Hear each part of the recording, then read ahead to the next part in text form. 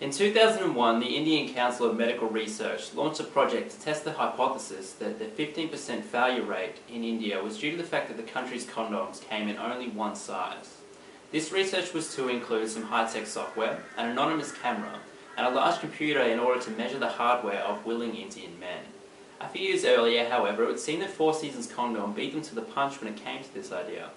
According to Graham Porter, the director of Four Seasons Condoms, his company was the first one in Australia to market condoms in different sizes, customised for the Australian market. Four Seasons used a much lower tech method of data collection, however, conducting customised primary research to collect data about penis sizes from the Australian market. They included a cardboard ruler in their packets of condoms and encouraged their consumers to measure up in exchange for 2 free condoms for the results. A fairly low-cost method of getting the information that they needed. With this data, Four Seasons were able to introduce 4 new sizes of condom customised for their Australian consumer base. However, having a diverse range of products is nothing new. Even when it comes to the humble condom, consumers have had a vast variety of choices for quite some time now. I can wear French ticklers if I want. You what? French ticklers, black mambos, crocodile ribs, sheaths that are designed not only to protect, but also to enhance the stimulation of sexual congress. Have you got? Now, a condom is a fairly low involvement purchase, which is kind of weird when you think about it, considering all the risks involved from having a poor condom. But in terms of meeting a need, a condom can be very much a means to an end for a lot of people. A condom, as all of us remember from our sex ed classes, protects us from the spread of sexual diseases like HPV, HIV, or even worse, pregnancy. And therefore, on many occasions, is just a vital tool necessarily in order to have sex. Put on a condom. I don't... You forgot a condom? You got a grocery bag? Nope. Tinfoil? Nope. Hand sanitizer? Nope. You got a shower cap and a twist tie? You didn't bring the one thing we need to have sex. What about a baseball cap that's really small? Are you serious? I got quick reflexes. I'm gonna take care of this, okay? Okay, look, do not waste my time. I will be back faster than you can say, damn, Winston, I took care of myself already. Don't say that, though. Do not wait for me. Wait. So what is a guy to do? Go without? Even famed psychologist Abraham Maslow can see this as a problem. In his widely taught hierarchy of human needs, sex is considered amongst the most basic. Grouped in with other physiological requirements like food and water, Maslow places more importance on sex than the need for human relationships or even shelter. This is not an argument I'll try and make on the first date, however. Now the question remains for Four Seasons condoms is how do you gain traction in the mind of consumers making a very low involvement purchase in a marketplace dominated by your 2 biggest competitors, Hansel and Durex. Four Seasons believed that they had created a competitive advantage by offering these customised condom sizes, decreasing the failure rate, increasing safety, comfort and peace of mind. Now let's face it, those traits are all very well and good for the next time you're looking to buy a family sedan, but they're not very sexy. There is a condom in that ad, but it's strangely subliminal. Todd, is there some kind of rule that says avoid showing the product? There is an unwritten rule to say not show it, for 2 reasons. One is showing it on is uncomfortable.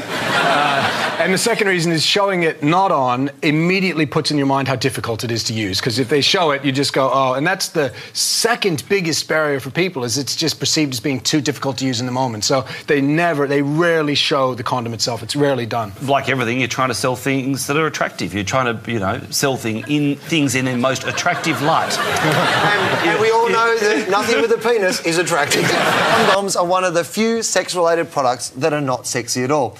They're an intrusion, a necessary evil. Russell, is the attempt to sell them with sex convincing? Condoms really aren't sexy at all. So they're moving away from it just being functional, preventing preventing kids or STDs, whatever that is, into the pleasure category. There's now Viagra condoms. It's all about, the pleasure category. And in that category, as they say, if you can't sell the product, then sell the packaging. In that case, they're selling all that comes with it and they're adding things on. The pleasure market's much more profitable for them in the long run.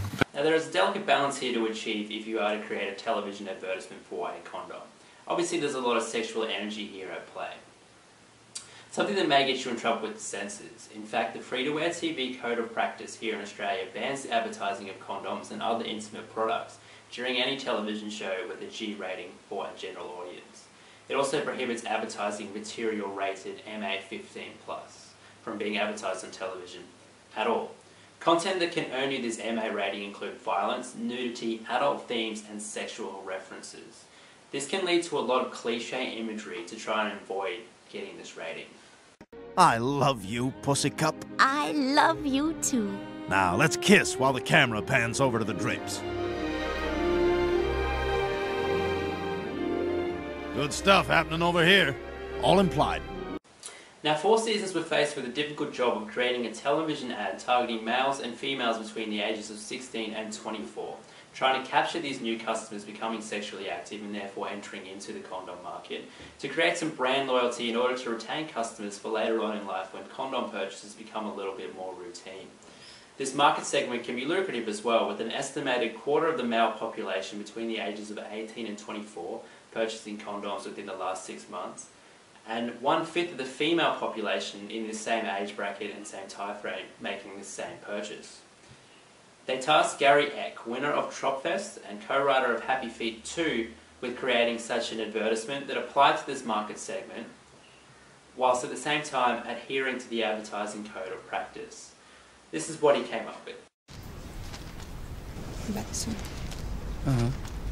Hi, can I help you? Yeah, I'm just looking for a condom.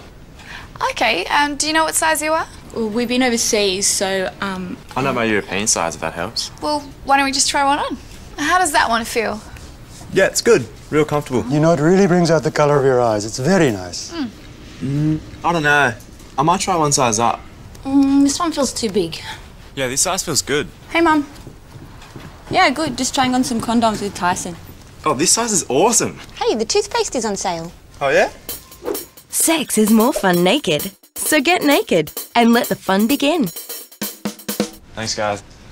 Come again. Now, it seems that Egg met his brief, all but one key criteria. This television ad, it never made it to TV. It was knocked back by the CAD for breaching the code of conduct for sexual references. They asked Four Seasons to remove these sexual references before they would show their ad on television. To which Four Seasons Managing Director Graham Porter commented, to connect with the younger demographic, you need to be entertaining, and to remove all sexual references from this television ad defeats the purpose of the entire campaign. So you have a pretty good television ad that you can't show on television. What are you going to do with it? Four Seasons changed tactics. After putting much time, money and effort into creating this television ad not suitable for TV, they weren't exactly about to flush the whole thing down the toilet. They needed a place with fewer restrictions where they could still reach their target demographic. And what better place than the internet? By placing their content online, Four Seasons took a bit of a risk trying to influence social media and socio-cultural trends to promote their products, almost as if trying to control their external environment. Now, the idea of a taboo banned ad centered around a condom is probably going to get some clicks. And it did. You can argue about whether or not Four Seasons' intention the whole time was to make this an online marketing campaign, or whether or not they were just making the best of a bad situation. Nevertheless, Four Seasons launched an online campaign centered around their banned ad. On their YouTube clip, they have around 10 million views and around 5,000 shares. They also have a link to their website where you can purchase these condoms online. Here we can see Four Seasons capitalising on their success in their click-based attention economy in order to open up new online distribution channels. Now, there is an interesting trend when it comes to purchasing condoms. A lot of sales are moving online. Before that, we saw a lot of sales moving into the supermarket, trying to move away from the stigma of buying a condom, which people can consider to be quite an embarrassing product at your local pharmacy. Buying condoms online almost removes that stigma entirely.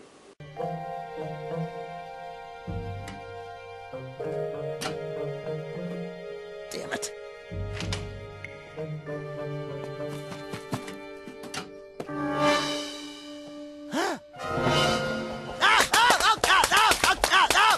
Guys, be careful! This isn't my box! Oh, yeah, sure. And whose is it? It's mine. I'm Dick Pump, and I'd appreciate it if you hooligans didn't get your eggs all over my parcel. Sorry, I keep getting your mail, Dick. Hey, what's in there, anyway? Embarrassing stuff. So Four Seasons turned what could have been a disaster for their marketing department into a virtual rubber mine for themselves. been able to reach their target segment more effectively by placing their Too Hot for Television content online, which in turn helped them open up online sales and distribution channels, allowing their younger consumers to purchase their products without the embarrassing risk of running into their grandparents in the condom aisle. So I'll leave you with the immortal words of the Spice Girls. Be a little wiser, baby, put it on, because tonight is the night when two become one. Embrace the weekend.